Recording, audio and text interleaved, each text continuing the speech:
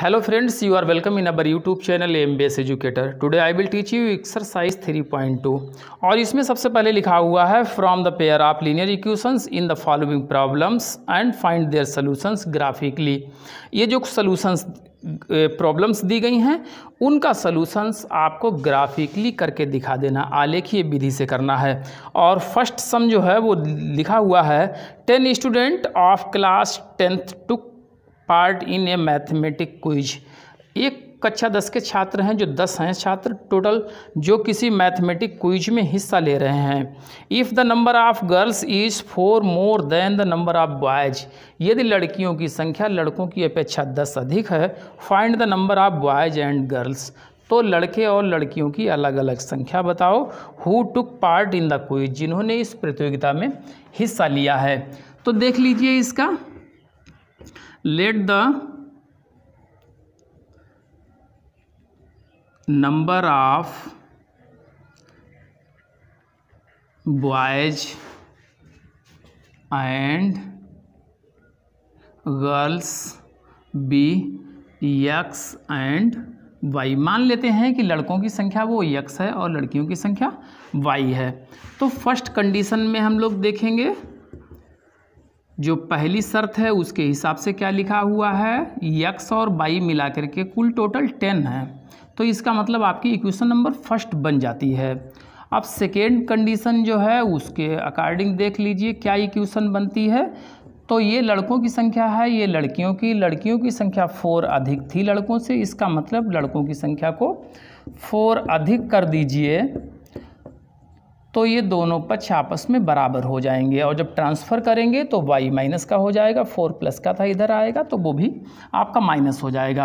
अब इनके हम लोग सलूशन निकाल के रख लेते हैं, टेबल बना के रख लेते हैं। तो चलिए हम ऐसे करके टेबल ही लिख देते हैं, table for equation number first.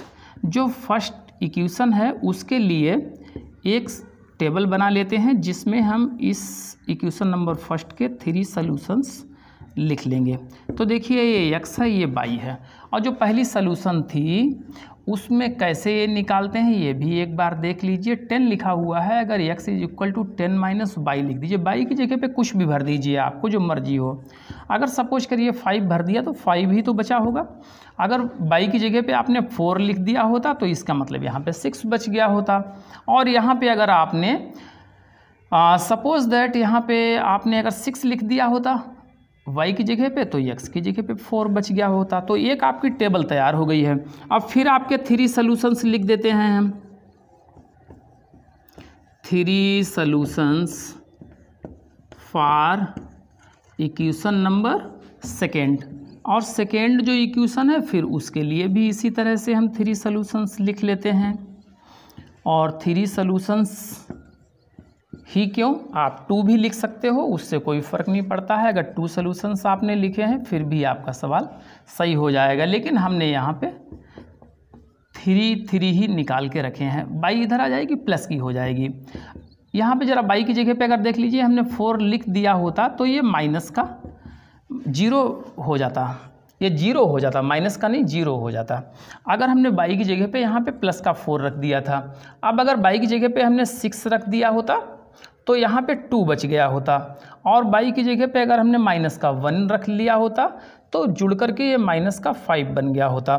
इस तरह से ये दोनों इक्वेशंस जो हैं उनकी हमने टेबल बना ली हैं। अब जो ये पॉइंट्स आपके आ गए हैं हमारे पास 3 सॉल्यूशंस, इन्हें ग्राफ पेपर के ऊपर सिर्फ प्लांट करना बाकी रह गया।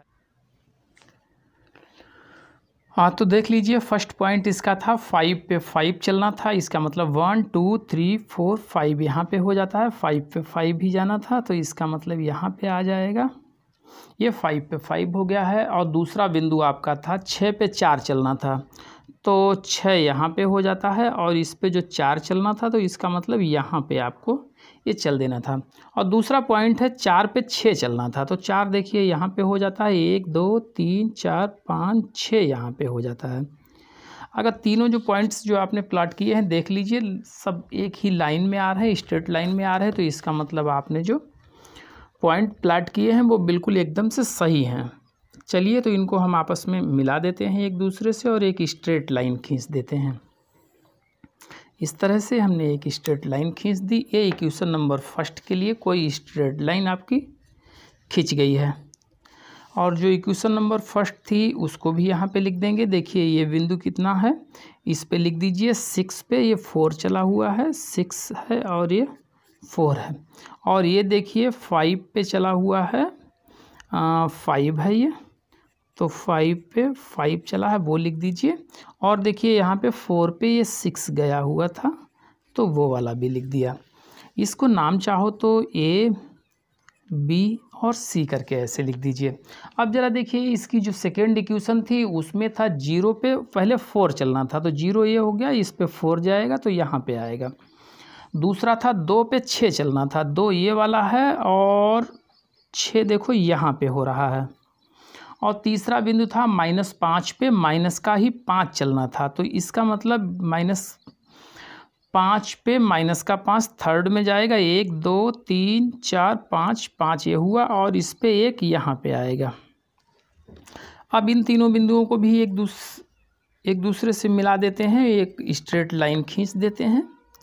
जो पहली इक्वेशन से बनी हुई जो स्ट्रेट लाइन है उसको कहीं पे क्रॉस कर रही है, इंटरसेक्ट कर रही है, जहाँ पे इंटरसेक्ट कर रही है वहीं जो है आपका सॉल्यूशन पॉइंट आपको मिल जाता है।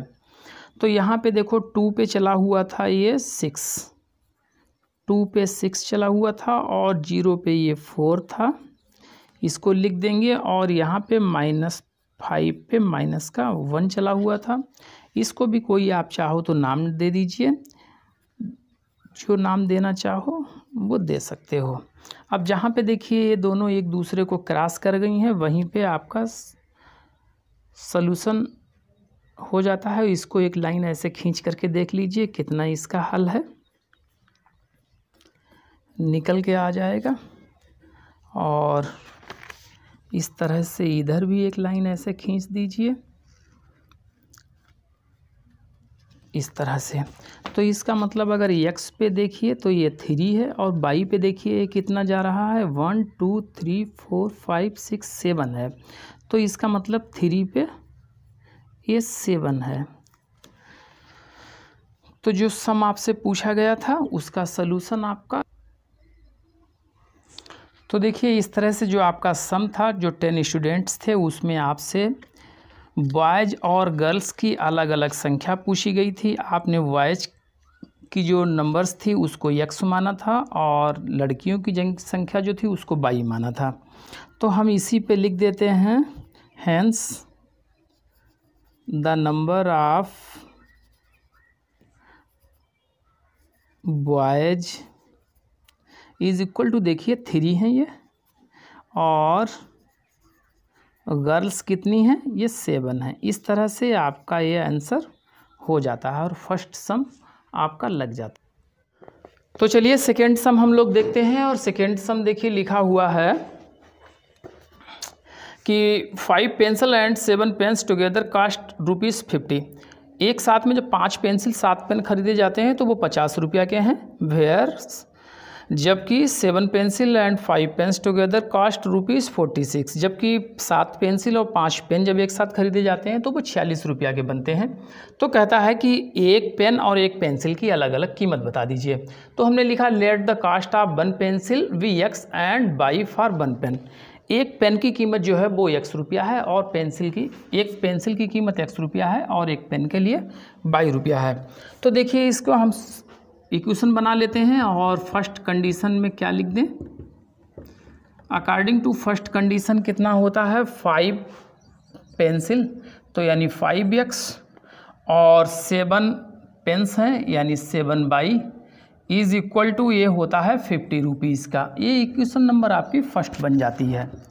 और सेकेंड कंडीशन जो है वो देख लीजिए, अकॉर्डिंग टू सेकेंड कंडीशन क्या है, कहता है 7 पेंसिल अगर ले लें और 5 पेन ले लें तो ये 46 रुपीज़ के बन जाते हैं। तो इसका मतलब ये आपकी इक्वेशन नंबर सेकेंड बन जाती है। एक बार फिर इसके हम लोग सॉल्यूशंस निकाल के देख लेते हैं।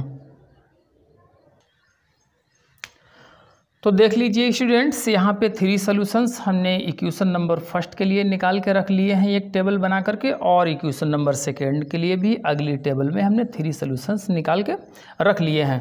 अब इन्हें सिर्फ ग्राफ पेपर के ऊपर प्लांट करना बाकी है। तो चलिए अब हम लोग इन्हें ग्राफ पेपर पे ही करके देख लेते।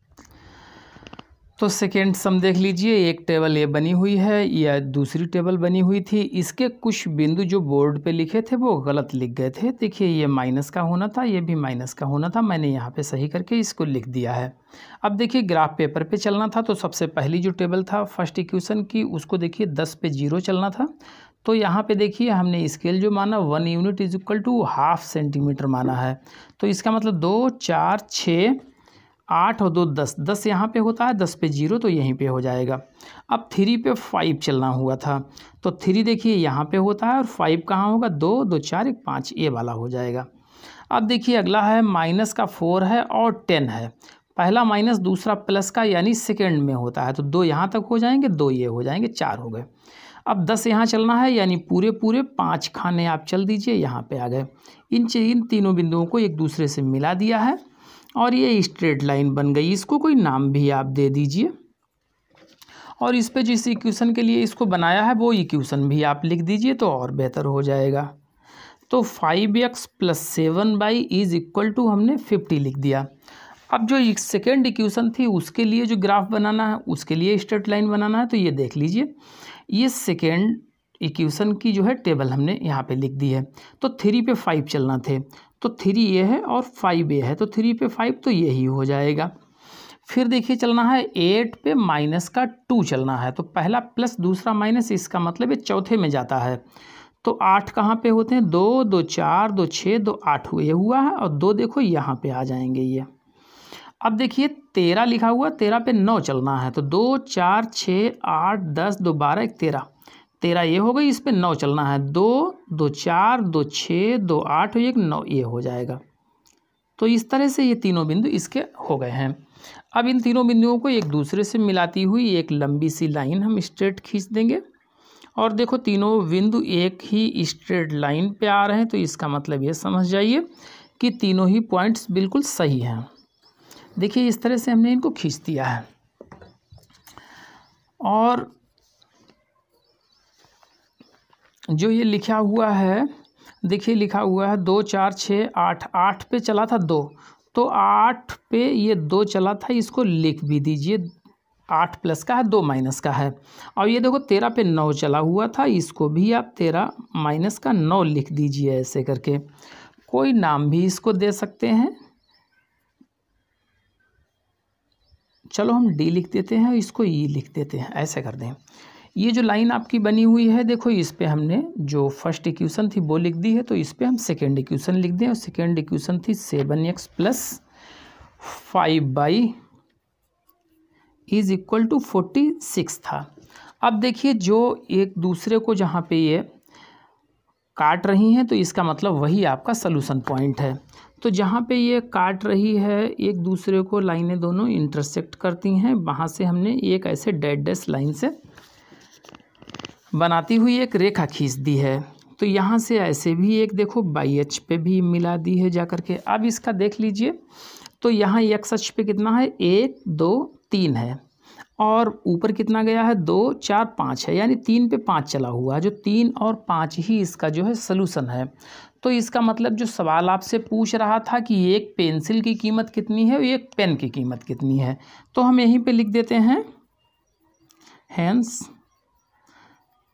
The cost of 1 pencil is equal to, देखो ये एक्स की वैल्यू है पहली वाली, तो 3 लिख दिया, 3 रुपीज़, और 1 पिन जो है उसकी कास्ट कितनी है, ये है 5 रुपीज़। और इस तरह से आपका ये आंसर हो जाता है, और दोनों सवाल ये सवाल आपका ग्राफ पेपर पे शो कर जाता है। इसी तरह से आपको बनाना होता है।